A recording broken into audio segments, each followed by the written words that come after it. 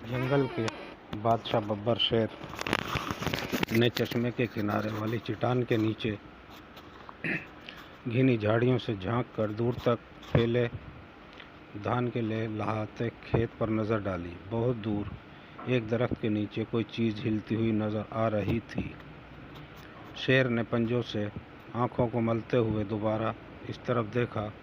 यकीनन वो काला हिरन था। शेर रात से भूखा था।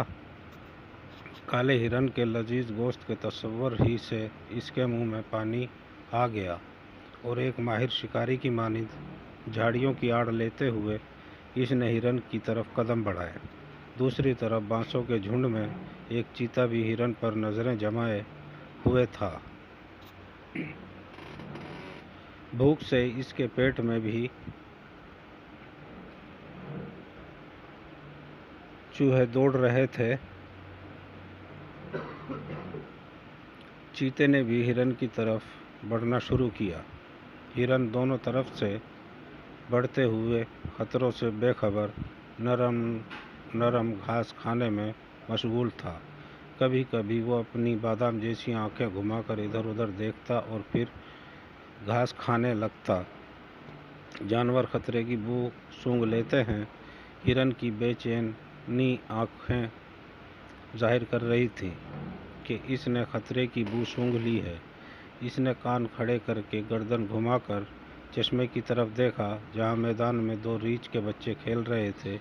अभी हिरन पहाड़ की तरफ रुख करने का सोच ही रहा था कि मशरिक और जुनूब से शेर और चीते ने झाड़ियों से छलांग लगाई और दोनों तीर की तरह हिरन की तरफ लपके।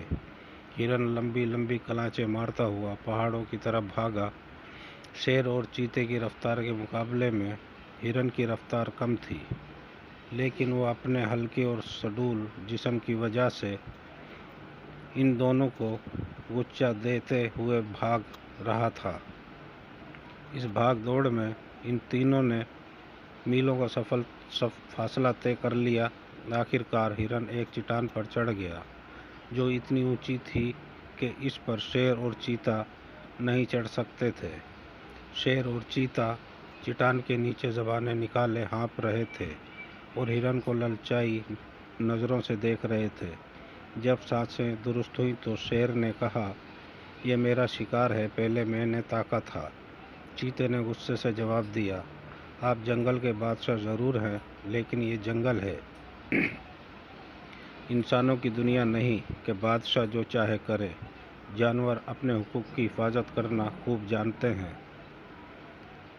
ये मेरा शिकार है, शेर दहाड़ा। इंसान हो या जानवर, जिसकी लाठी उसकी भैंस का कानून हर जगह चलता है। मैं तुमसे ज़्यादा ताकतवर हूँ। शेर और चीते की तकरार सुनकर हिरन ने इत्मीनान का सांस लिया और कहा, मेरे मोहतरम बादशाह, ये मेरी खुश नसीबी होगी कि मैं आप जैसे शाही ख़ानदान के अफराद की ग़िज़ा बनूं, लेकिन पहले आप दोनों तय कर लें कि आप में से कौन मेरा लजीज गोश्त नोश फरमाएगा। शेर और चीता दोबारा तकरार करने लगे। इसी दौरान इधर से एक गधे का गुज़र हुआ तो हिरन ने झट से मशवरा दिया, मेरे ख्याल से आप दोनों इस सिलसिले में गधे साहब से मशवरा ले लें, क्योंकि मशवरा देने के लिए अक्लमंद होना ज़रूरी नहीं। शेर ने कहा, चलो मुझे मंजूर है। वक्त पड़ने पर गधे को भी बाप बनाना पड़ता है। चीते ने गधे को हुक्म दिया, गधे के बच्चे इधर आ। गधा पहले तो डरा कि कहीं ये दोनों इसे हाड़ा-फी ना कर लें। फिर डरते डरते दांत निकालता हुआ इनके करीब आया और जब इसने पूरा किस्सा सुना तो खुशी से मशवरा दिया, हाँ तो शेर साहब, आपका दावा है कि आपने हिरन पर पहले नज़र बद डाली, जबकि चीते साहब का दावा है कि हिरन को देखकर पहले इनकी राल टपकी। क्योंकि यहाँ कोई गवाह नहीं है, इसलिए मेरा मशवरा है कि आप दोनों अपनी अपनी जगह तशरीफ़ ले जाएं और जब मैं रींकना शुरू करूं तो आप दोनों दौड़ना शुरू कर दें। जो भी पहले यहाँ पहुँच जाएगा वही हिरन मियाँ को नोश फरमाने का हकदार होगा। शेर और चीता भूख से बेताब थे, लेकिन दोनों को अपनी तेज़ रफ्तारी पर नाज था, इसलिए उन्होंने गधे की तजवीज़ मान ली और ये तय हुआ कि दोनों अपनी अपनी जगह लौट जाएंगे। और इस दौरान हिरन साहब चट्टान से उतरकर नहा धोकर इनमें से एक की खुराक बनने के लिए मैदान में खड़े हो जाएंगे।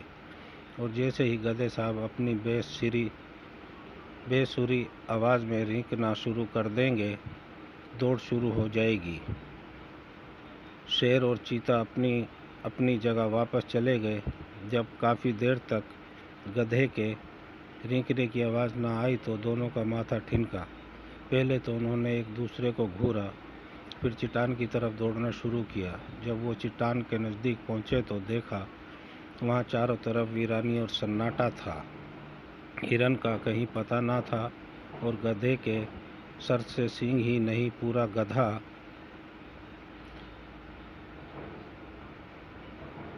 हिरन ही गायब था। शेर ने गुस्से से चीखकर कहा, इस गधे के बच्चे ने हमें धोखा दिया। चीते ने सर झुकाकर अफसोस से कहा, शेर साहब, गधा वो नहीं, हम दोनों हैं। हमारी आने वाली अच्छी वीडियो देखते रहें और हमारे चैनल को सब्सक्राइब करें। शुक्रिया।